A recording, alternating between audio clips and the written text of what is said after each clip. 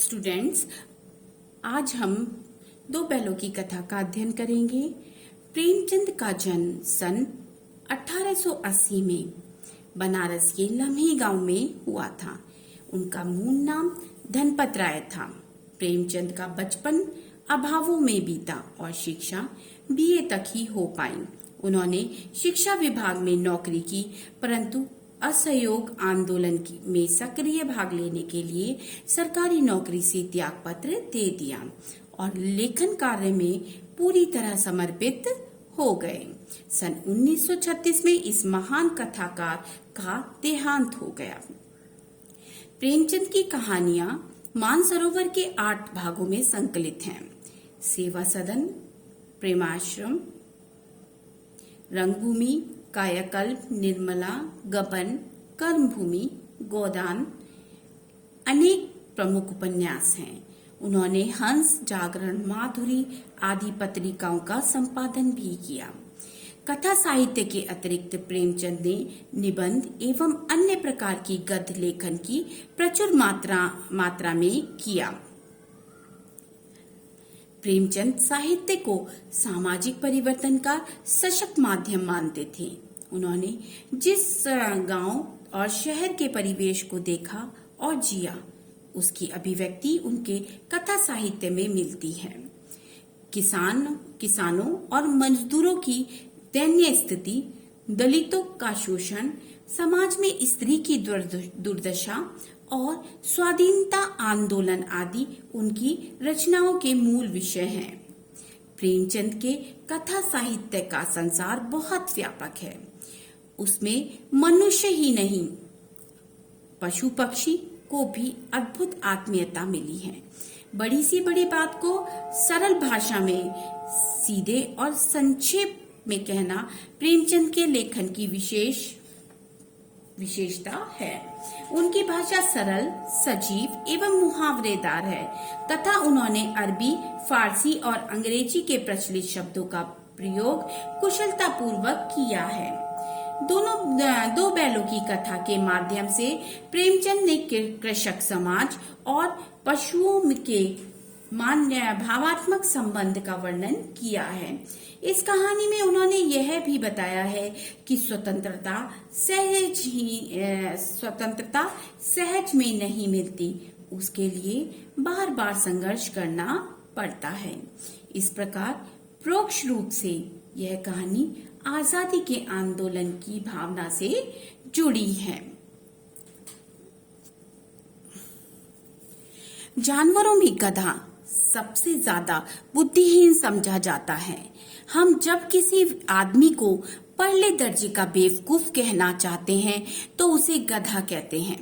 गधा सचमुच बेवकूफ है या उसके सीधेपन, उसकी निरापद सहिष्णुता ने उसे यह पदवी दे दी है, यानी उसका सीधापन या उसकी सहन करने की शक्ति ने उसे यह पदवी दिला दी है। कौन सी पदवी? बुद्धिहीन या बेवकूफ की। इसका निश्चय नहीं किया जा सकता। गाय सींग मारती है।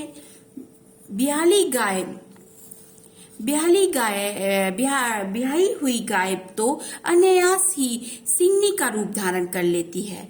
कुत्ता भी बहुत गरीब जानवर है, लेकिन कभी कभी उसे भी क्रोध आ जाता है, किंतु गधे को कभी क्रोध करते नहीं सुना न देखा। जितना चाहो गरीब को मारो, चाहे जैसा खराब सड़ी हुई घास सामने डाल दो, उसके चेहरे पर कभी असंतोष की छाया भी ना दिखाई देगी।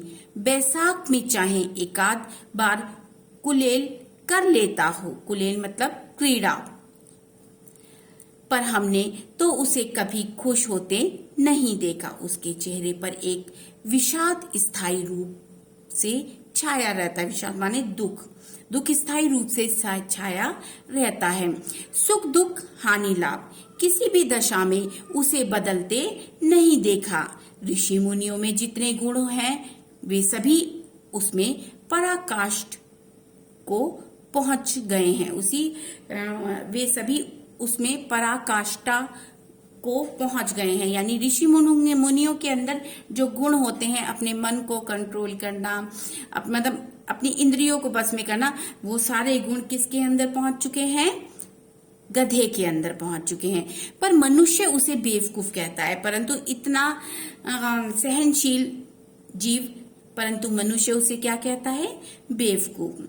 सद्गुणों का इतना अनादर कहीं नहीं देखा। कदाचित सीधापन संसार के लिए उपयुक्त नहीं है। देखिए ना, भारतवासियों की अफ्रीका में क्या दुर्दशा हो रही है। क्यों अमेरिका में उन्हें घुसने नहीं दिया जाता? बेचारे शराब नहीं पीते, 4 पैसे कुछ समय के लिए बचाकर रखते हैं, जी तोड़कर काम करते हैं, किसी से लड़ाई झगड़ा नहीं करते, 4 बातें सुनकर गम खा जाते हैं, कभी भी बदनाम है फिर भी बदनाम है। कहा जाता है वे जीवन के आदर्श को नीचा करते हैं। अगर वे ईंट का जवाब पत्थर से देना सीख जाएं तो शायद सभ्य कहलाने लगते। यानी जो लोग अफ्रीका गए हुए हैं, दूसरे प्रदेश में हैं, दूसरे कंट्री में हैं, लेकिन वो क्या करते हैं? कोई गलत हरकत नहीं करते, शराब तक नहीं पीते, जो पैसा बचाते हैं अपने कुछ समय यानी बुरे समय के लिए बचाकर रखते हैं, फिर भी उन्हें अपने स्टेटस के उस देश के लोग उन्हें अपने स्टेटस के बराबर नहीं समझते। तो वो कहते हैं कि अगर ईंट का जवाब पत्थर से देना सीख जाएं तो शायद वो सभ्य लोगों की श्रेणी में आ जाएं। जापान की मिसाल सामने है। एक ही विजय ने उससे संसार की सभ्य जातियों में गणनीय बना दिया। गणनीय मतलब सबसे आगे। लेकिन गधे का एक छोटा भाई और भी है, जो उससे कम ही गधा है, और वह है बैल। जिस अर्थ में हम गधे का प्रयोग करते हैं, कुछ उसी से मिलते जुलते अर्थ में बचिया के ताऊ का प्रयोग करते हैं। यानी बचिया का ताऊ का संबोधन किसके लिए दिया गया है? बैल के लिए। कुछ लोग बैल को शायद बेवकूफों में सर्वश्रेष्ठ कहेंगे, मगर हमारा विचार ऐसा नहीं है। लेखक कहते हैं मैं ऐसा नहीं मानता। बैल कभी कभी मारता भी है, कभी कभी अड़ियल बैल भी देखने में आता है, और भी कई रीतियों से अपना असंतोष प्रकट कर देता है। अतएव उसका स्थान गधे से नीचा है। यानी अगर आप ये सोचें कि जो बैल है वो भी गधे जैसा सीधा साधा होता है, तो ऐसा नहीं है। बैल कभी कभी अगर अपनी जिद पे आ जाए तो वह अपना असंतोष प्रकट जरूर करता है, चाहे वह मार के करे या किसी चीज को तोड़कर करे, किसी भी प्रकार से अपना संतोष प्रकट करता है। अतएव उसका स्थान गधे से नीचा है, यानी गधा सबसे ऊपर आता है। अब यहाँ से आपकी कहानी आरंभ होती है। झूरी काची वह व्यक्ति जिसके ये दोनों बैल हैं। झूरी काची के दोनों बैलों के नाम थे हीरा और मोती। दोनों पछई जाति के थे, देखने में सुंदर, काम में चौकस, डील में ऊंचे मतलब जो उनका डील दौलता, शारीरिक बनावट जो थी वे कद काठी उनकी बहुत ऊंची थी, यानी बहुत हष्ट पुष्ट थे, देखने में बहुत सुंदर लगते थे और काम से जी नहीं चुराते थे। बहुत दिनों साथ रहते रहते दोनों में भाईचारा हो गया था। दोनों आमने सामने या आसपास बैठते हुए एक दूसरे से मूक भाषा में विचार विनिमय करते थे, यानी एक दूसरे से मूक भाषा में एक दूसरे को देखते और एक दूसरे की भावनाओं को समझते थे। एक दूसरे के मन की बात कैसे समझ जाता था हम नहीं कह सकते। अवश्य ही उनमें कोई ऐसी गुप्त शक्ति थी जिसने जीवों में श्रेष्ठता का दावा करने वाला मनुष्य वंचित है। मतलब लोग कहते हैं, जो कहा जाता है कि जीवों में सर्वश्रेष्ठ मनुष्य है, लेकिन मनुष्य भी दूसरे मनुष्य के द्वारा कही हुई बात को समझ सकता है, उसके मन की बात को नहीं समझ पाता। अगर मनुष्य मूक भाषा को नहीं समझ पाता, तो वो ये कहते हैं कि इन दोनों बैलों में कुछ अद्भुत ही शक्ति थी, जो दोनों बिना कहे एक दूसरे की भावनाओं को समझते थे। दोनों एक दूसरे को चाटकर और सूंघकर अपना प्रेम प्रकट करते। कभी कभी दोनों सींग भी मिला लिया करते थे, विग्रह के नाते नहीं, केवल विनोद के भाव से, आत्मीयता के भाव से। जैसे दोस्तों में घनिष्ठता होते ही धौल धप्पा होने लगता है। यानी दोनों एक दूसरे को प्रेम प्रकट करते थे, दोनों एक दूसरे को चाट कर प्रेम प्रकट करते थे, एक दूसरे से सींग मिलाते थे, एक दूसरे को सूंघते थे, सींग मिलाते थे, लड़ाई की वजह से नहीं, विग्रह के नाते नहीं, झगड़े के करने के लिए नहीं, एक दूसरे को विनोद के भाव से, हंसी मजाक में, आत्मीयता के भाव से, प्रेम के भाव से दोनों एक दूसरे से सींग मिलाते थे। जिस प्रकार दो दोस्त मिलते हैं और एक दूसरे को गले लगाते हैं, हाथ मिलाते हैं, गर्मजोशी से एक दूसरे का स्वागत करते हैं, उसी तरीके से दोनों बैल एक दूसरे से अपना प्रेम प्रकट करते थे, दोस्ती प्रकट करते थे। इसके बिना दोस्तों में कुछ फुसफुसी कुछ हल्की सी रहती है। अगर दोस्तों में गर्मजोशी से एक दूसरे का स्वागत नहीं करते, तो वह दोस्ती हल्की सी लगती है, जिस पर ज्यादा विश्वास नहीं किया जा सकता। जिस वक्त ये दोनों बैल हल या गाड़ी में जोत दिए जाते और गर्दन हिला हिला कर चलते, उस वक्त हर एक की यही चेष्टा होती थी कि ज्यादा से ज्यादा बोझ मेरे ही गर्दन पर रहे। दिन भर के बाद दोपहर या संध्या को दोनों खुलते तो एक दूसरे को चाट चूट कर अपनी थकान मिटा लिया करते। नान में खली भूसा पड़ जाने के बाद दोनों साथ उठते, साथ ही नान में मुंह डालते और साथ ही बैठते थे। एक मुंह हटा लेता तो दूसरा भी हटा लेता। यानी दोनों में इतनी घनिष्ठता थी, इतनी घनिष्ठ प्रेम था कि दोनों एक साथ करते। जब दोनों पर हल लगाया जाता तो दोनों अपनी गर्दन हिलाकर, यानी ये कोशिश करते, ये चेष्टा करते कि हीरा यह चाहता कि मोती के ऊपर ज्यादा भार ना आए और मोती यह चाहता कि हीरा के ऊपर ज्यादा बोझ ना पड़े। दोनों जब खेत से लौट कर आते संध्या के समय या दोपहर को, तो दोनों एक दूसरे को चाटकर थकान को मिटाने की कोशिश करते और नाद मतलब जो वो स्थान जहाँ पर भैंस से चारा खाती हैं, वो बर्तन या सीमेंट की बनी एक हौज टाइप से, चकोर या गोल भी हो सकता है, तो उसमें जिसमें जानवरों को चारा डाला जाता है। ठीक, तो नान में खली और भूसा खाते समय दोनों एक साथ ही मुंह डालते, एक साथ ही निकालते। अगर एक अपना मुंह हटा लेता तो दूसरा भी हटा लेता। संयोग की बात है, झूरी ने एक बार गोई को ससुराल भेज दिया। बैलों को क्या मालूम कि वे क्यों जा रहे हैं। समझे, मालिक ने हमें बेच दिया। अपना यूं बेचे जाना उन्हें अच्छा लगा या बुरा, कौन जाने, पर झूरी के साले गया को घर तक गोई ले जाने में दांतों पसीना आ गया।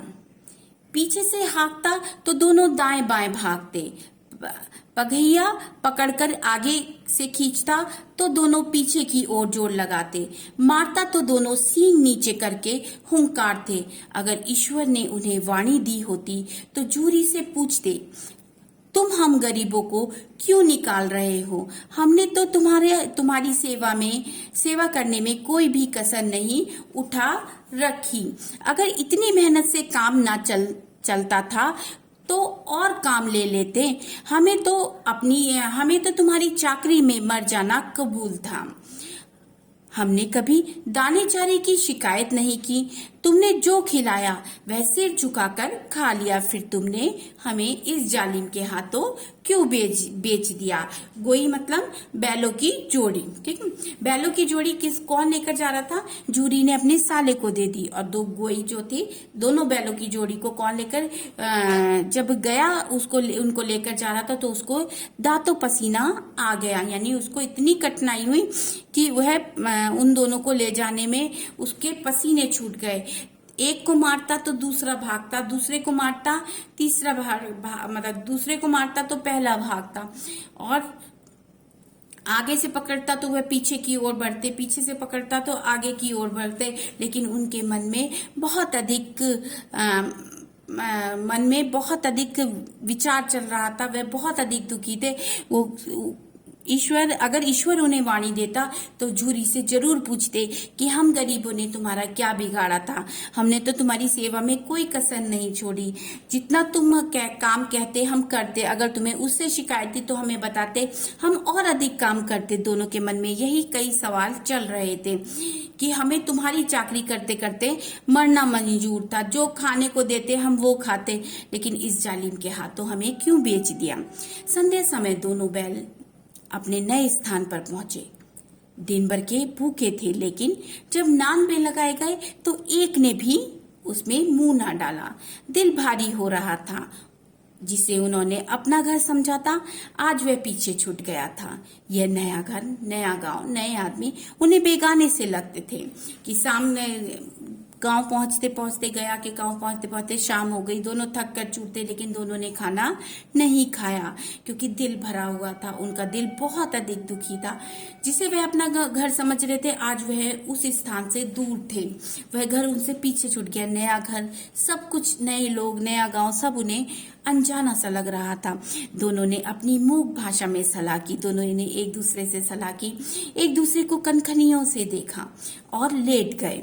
जब गांव में सोता पड़ गया तब तो दोनों ने जोर मारकर पगे तुड़ा डाले और घर की तरफ चले। यानी जब सारा गांव सो गया, दोनों ने एक दूसरे को देखा और मन ही मन विचार किया कि वो रात में कुछ करने वाले हैं। जब पूरा गांव सो गया तो उन्होंने जोर लगाकर पगे, यानी वह चीज जिससे गाय को बांधा जाता है, उसमें मतलब उसे पगे बहुत मजबूत थे। कोई अनुमान नहीं लगा सकता था कि कोई बैल उसे तोड़ सकेगा। ना जाने इन दोनों में इतनी दुगनी शक्ति कहाँ से आ गई थी। एक ही झटके में रस्सी को तोड़ दिया। इन दोनों में झूरी के प्रेम में कहें या दुख के कारण उनके अंदर इतनी शक्ति आ गई कि उन्होंने रस्सी को तोड़ के वहां से भाग निकले। झूरी प्रातःकाल सोकर उठा तो देखा दोनों बैल चरनी पर खड़े हैं। दोनों की गर्दनों में आधा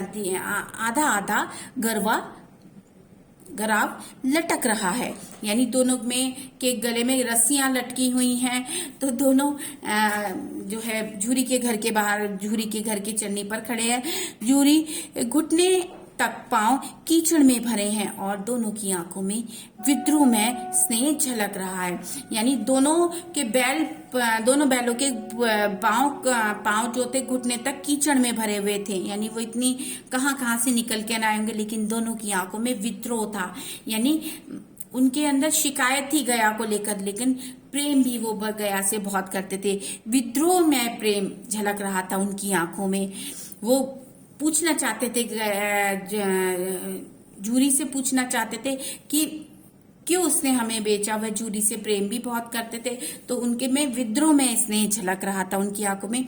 जूरी बैलों को देखकर स्नेह से गदगद हो गया, दौड़कर उन्हें गले लगा लिया।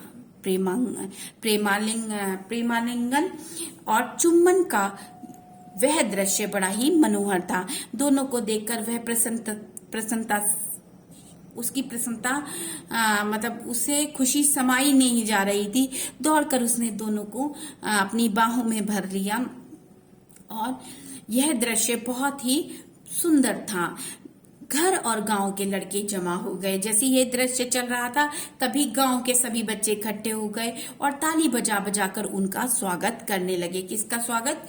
हीरा और मोती का।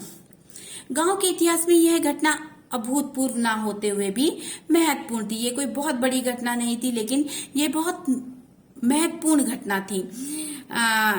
बाल सभा ने निश्चय किया है, बाल सभा यानी जो गांव के बच्चे थे उन लोगों ने निश्चय किया दोनों पशुओं को अभिनंदन पत्र देना चाहिए। यानी दोनों बच्चों का दोनों बच्चों ने यह डिसाइड किया, ये विचार विमर्श किया कि दोनों पशुओं को हमें अभिनंदन पत्र देना चाहिए, यानी उनका स्वागत करना चाहिए, उन्हें पुरस्कार देना चाहिए। कोई अपने घर से रोटी ले लाया, कोई गुड़, कोई चोकर लेकर आया, तो कोई भूसी।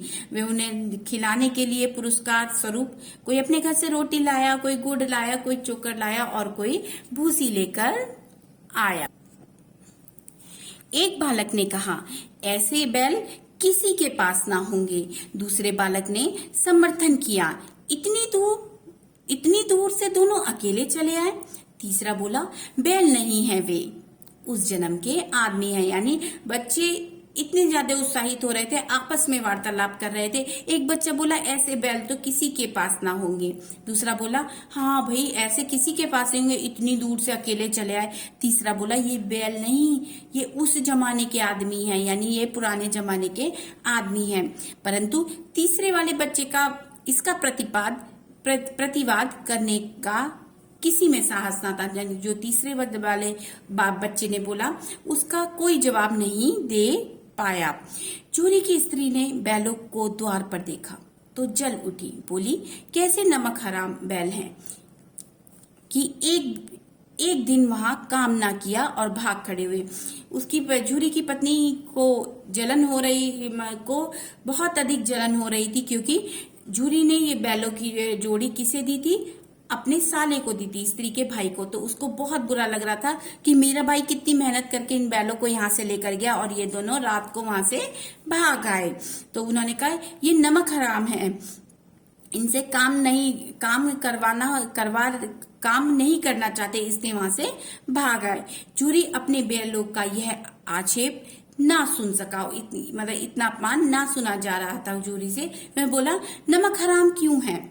चारा दाना ना दिया होगा तो क्या करते? झूरी बोला कि ये मेरे बैल ऐसे नहीं हैं, तुम्हारे भाई ने उन्हें कुछ खाने को नहीं दिया होगा, इसीलिए वो वहां से भाग आए। पत्नी ने रौब के साथ कहा, बस तुम ही तो बैलों को खिलाना जानते हो और बाकी सब तो पानी पिला पिलाकर रखते हैं। यानी व्यंग किया अपने पति के ऊपर, झूरी के ऊपर व्यंग किया उनकी पत्नी ने कि तुम्ही को ही बस खिलाना पिलाना आता है, बैलों को पालना, और किसी को तो कुछ नहीं आता। झूरी ने और अपनी पत्नी को चिढ़ाने के लिए कहा, चारा मिलता तो क्यों भागते? पत्नी चिढ़ गई और ज्यादा। भागे इसलिए कि वे तुम जैसे बुद्धुओं की तरह बैलों को सहलाते नहीं, खिलाते हैं तो रगड़कर जोतते भी हैं। ये दोनों ठहरे कामचोर, भाग निकले। अब देखूं कहां से खली और चोकर मिलती है। सूखे भूसी के सिवा कुछ ना दूंगी, चाहे खाएं चाहे मरे। यानी पत्नी और ज्यादा चिढ़ गई। झूरी के द्वारा बात कहने पर पत्नी और ज्यादा चिढ़ गई और बोली, हाँ क्यों नहीं, तुम जैसे बुद्धुओं की तरह थोड़ी होते हैं सब लोग कि सिर्फ बैलों से ही प्यार करते रहें। अगर वह लोग खिलाते हैं तो रगड़कर उनसे काम भी लेते हैं, बहुत मेहनत कराते हैं। और ये दोनों बैल तो तुम्हारे लाड प्यार में कामचोर हो चुके हैं, इसलिए वहां से भाग निकले। लेकिन अब मैं देखती हूँ कि इनको खली और चोकर कैसे मिलता है। सिर्फ सूखा भूसा ही खाने को मैं दूंगी इन्हें, खाएंगे तो ठीक है, नहीं तो चाहे ये मरे, कुछ भी हो इनके साथ। वही हुआ। मजूर को कड़ी ताकीद कर दी गई, जो चारा डालता था उसको कड़ी हिदायत दी गई। यानी उसको कहा गया विशेष तौर पर कि तुम इन दोनों बैलों को सूखा भूसा ही डालोगे। बैलों ने नाद में मुंह डाला तो फीका फीका, क्योंकि झूरी तो उनको अच्छा खाना देता था, खली देता था, चोकर देता था तो उससे खाने में तरावट आती थी, यानी कुछ रस आता था, चिकनाहट आती थी, तो जो बैल को खाने में अच्छा लगता था और ताकत भी देता था। जब दोनों बैलों ने नाद में मुंह डाला तो फीका फीका लगा, ना कोई चिकनाहट ना कोई रस, क्या खाएं। आशा भरी आंखों से द्वार की ओर ताकने लगे, यानी घर की द्वार की ओर देखने लगे कि शायद अभी कोई खली या चोकर लेकर आता होगा। शायद वो, मतलब बैलों के मन में चल रहा है कि दरवाजे की तरफ देख रहे हैं कि शायद कोई आता होगा, खली डालेगा, क्योंकि उन्हें खाने में स्वाद नहीं आ रहा था। झूरी ने मजूर से कहा, थोड़ी सी खली क्यों नहीं डाल देता वे। झूरी को तरस आ रहा है अपने बैलों पर। वो कहता है कि थोड़ी सी खली डाल दे। मालकिन मुझे मार डालेगी। कौन कहता है? मजूर कहता है कि मालकिन मुझे मार डालेगी। चुरा कर डाला तो जो झूरी होता है उसको अपने बैलों से इतना प्रेम होता है, वो कहता है थोड़ा सा चुरा के ही डाल दे ना दादा, पीछे से तुम भी उन्हीं की सी कहोगे। वो बोलता है मैं डाल तो दूंगा लेकिन पीछे तुम उन्हीं से ही बात करोगे, उन्हें बता दोगे। दूसरे दिन झूरी का साला फिर आया और बैलों को ले चला। अब की उसने दोनों को गाड़ी में जोता। पहले हाथ पकड़ के लेकर गया था, मतलब बांध कर लेकर गया था। इस बार उसने दोनों को किस में जोत दिया? गाड़ी में बांध दिया, गाड़ी के आगे बांध दिया बैलों को। दोनों 2-4 बार मोती ने गाड़ी को सड़क की खाई में गिराना चाहा, पर हीरा ने संभाल लिया। वह ज्यादा सहनशील था, यानी जो मोती था उसने गाड़ी जब लेकर जा रहा था फिर से लेकर जाने लगा, तो मोती ने कई बार सड़क पे से जो गाड़ी थी उसको खाई में गिरने की कोशिश की, लेकिन मोती ने उसे ऐसा नहीं करने दिया। संध्या समय घर पहुंचकर उसने दोनों को मोटी रस्सी से बांधा और कल की शरारत का मजा चखाया। फिर वही सूखा भूसा डाल दिया। अपने दोनों बैलों को खली, चुनी, सब कुछ दी। मतलब उसने क्या किया? मोटी मोटी रस्सी से अब की बार उन्हें बांधा और फिर उन्हें सूखा भूसा डाल दिया। दोनों बैलों को ऐसा अपमान कभी ना हुआ था। दोनों बैलों का ऐसा अपमान कभी नहीं हुआ था कि मोटी मोटी रस्सी से उनको बांधा गया हो। झूरी उन्हें, मतलब गया ने उनको मारा भी था, लेकिन दोनों का ऐसा अपमान जीवन में कभी नहीं हुआ था, क्योंकि झूरी ने उन्हें फूल की छड़ी से भी नहीं छूता था, यानी झूरी उन्हें कभी नहीं मारता था। उसकी टिटकारी पर दोनों उड़ने लगते थे, यानी झूरी के कुछ भी बोलने पर वो बहुत अधिक प्रेम करते थे। यहाँ मार पड़ी, आहत, सम्मान की व्यथा तो थी ही, उस पर मिला सूखा भूसा। मार तो पड़ ही रही थी छड़ी से, उनको वही चीज याद आ रही कि झूरी ने उन्हें कभी नहीं मारा। तो उस झूरी को देखते ही, उसके बोलते ही वो दोनों प्रेम, मतलब उड़ने लगते। उसकी एक उस पर सब कुछ करने को तैयार रहते वो दोनों बैल। और यहाँ पर क्या हालत हो रही थी उनकी? यहाँ पर उन्हें मार पड़ रही थी, आहत, सम्मान की व्यथा तो थी। उनको अपमान तो मिल ही रहा था कि उनकी पिटाई हो रही थी, लेकिन उन्हें खाने में भी क्या मिल रहा था? सूखा भूसा। नाद की तरफ आंख तक ना उठाई। दोनों में आत्मसम्मान इतना था कि दोनों ने नाद की तरफ देखा तक नहीं। दूसरे दिन गया ने बैलों को हल में जोता, दूसरे दिन गया ने दोनों बैलों को हल में जोता, पर इन दोनों ने जैसे पांव ना उठाने की कसम खा ली थी। वह मारते मारते थक गया, पर दोनों ने पांव ना उठाया। एक बार जब उस निर्दयी ने हीरा की नाक पर खूब डंडे जमाए तो मोती का गुस्सा काबू के बाहर हो गया। हल लेकर भागा। हल, रस्सी, जुआ, जोत सब टूट टाट कर बराबर हो गए।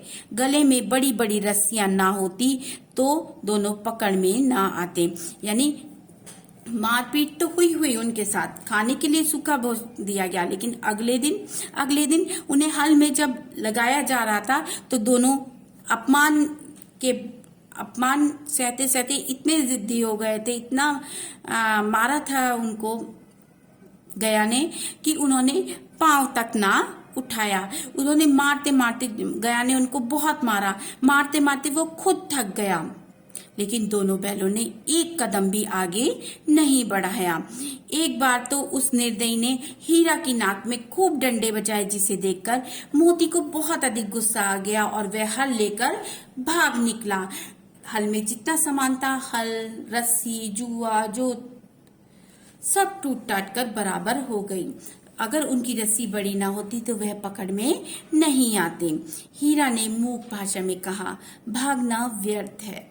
हीरा, क्योंकि उसकी नाक में डंडे से मारा गया था, तो हीरा ने मोती की तरफ देखा और मूक भाषा में कहा कि यहाँ से भागना व्यर्थ है। मोती ने उत्तर दिया, तुम्हारी तो इसने जान ही ले ली थी। मूक भाषा में दोनों एक दूसरे से बात कर रहे हैं। मतलब विडंबना देखिए, वह पशु का दुख देखिए कि कैसे हालात थे उस समय के। दोनों, मोती उस मूक भाषा का जवाब देता है कि तुम्हारी तो जान ही ले ली थी, अब की बड़ी मार पड़ेगी। पढ़ने दो, बैल का जन्म लिया है तो मार से कहां तक बचेंगे। यानी हीरा कहता है मोती से कि तुम्हारे इस काम के लिए तुम्हें बहुत मार पड़ेगी कि तुमने उसका हल वल सब तोड़ दिया। वो कहता है, मोती कहता है कि बैल का जन्म लिया है तो मार तो पड़नी है, कहां तक बचेंगे। गया दोनों आदमियों के साथ दौड़ा आ रहा था। दोनों के हाथों में लाठियां हैं। मोती बोला, कहो तो दिखा दूं कुछ मजा मैं भी। मतलब दिख रहा है उन दोनों को कि दो आदमियों के साथ भागते चले आ रहे हैं, तो उनके साथ बड़ी बड़ी लाठियां लेकर। तो मोती कहता है हीरा से, कहो तो मजा चखा दूं इनको। हीरा ने समझाया, नहीं भाई, खड़े हो जाओ चुपचाप, मुझे मारेगा तो मैं तो एक दो को गिरा दूंगा।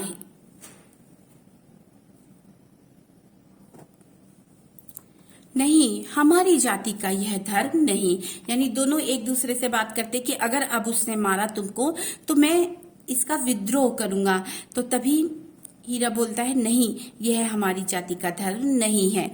मोती दिल में ऐंठ कर रह गया। मोती को बहुत गुस्सा आ रहा था। गया आ पहुंचा दोनों के पास, दोनों को पकड़कर ले चला। कुशल हुई कि उसने इस वक्त मारपीट ना की। ये अच्छा हुआ कि उसने दोनों को नहीं मारा, नहीं तो मोती भी पलट पड़ता। यानी इस समय मोती को बहुत अधिक क्रोध आ रहा था। अगर गया फिर हीरा को मारता तो मोती उसको पलटकर जवाब जरूर देता। उसके तेवर देखकर गया और उसके सहायक समझ गए कि इस वक्त टाल जाना ही समझदारी है। यानी वो समझ चुके थे कि इस समय दोनों को कुछ नहीं कहना चाहिए। आज दोनों के सामने फिर वही सूखा भूसा लाया गया। दोनों चुपचाप खड़े रहे। घर में लोग भोजन करने लगे। उस वक्त छोटी सी लड़की 2 रोटियां लिए निकली और दोनों के मुंह में देकर चली गई। उसमें से एक रोटी से उनकी भूख तो क्या शांत होती, पर दोनों को हृदय से मानो भोजन मिल गया। यहाँ भी किसी सज्जन का वास है। लड़की भैरों की थी। उसकी माँ मर चुकी थी। सौतेली माँ उसे मारती रहती थी, इसलिए इन बैलों से उसे इस प्रकार की आत्मीयता हो गई थी। यानी दोनों पकड़े गए। गया ने दोनों को पकड़ लिया, फिर घर ले आया और दोनों को शाम को फिर सूखा भोजन ही मिला। दोनों चुपचाप खड़े रहे। घर के सभी लोग भोजन कर रहे थे। तभी एक छोटी सी लड़की आती है, 2 रोटी लेकर आती है और दोनों के मुंह में देकर चली जाती है। 2 रोटियों से उन बैलों का पेट नहीं भर रहा था, लेकिन उनके मन की भूख शांत हो गई। उन्हें लगा इस घर में भी कोई अच्छा व्यक्ति रहता है। वह लड़की भैरों की थी, जिसकी माँ का देहांत हो चुका था और सौतेली माँ उसको बहुत अधिक मारती थी और इसी कारण उसे दोनों बैलों से उसे प्रेम हो गया, क्योंकि इन दोनों बैलों को भी मारा जा रहा था। इससे आगे की कहानी हम दूसरे वीडियो में पढ़ेंगे। Thank you.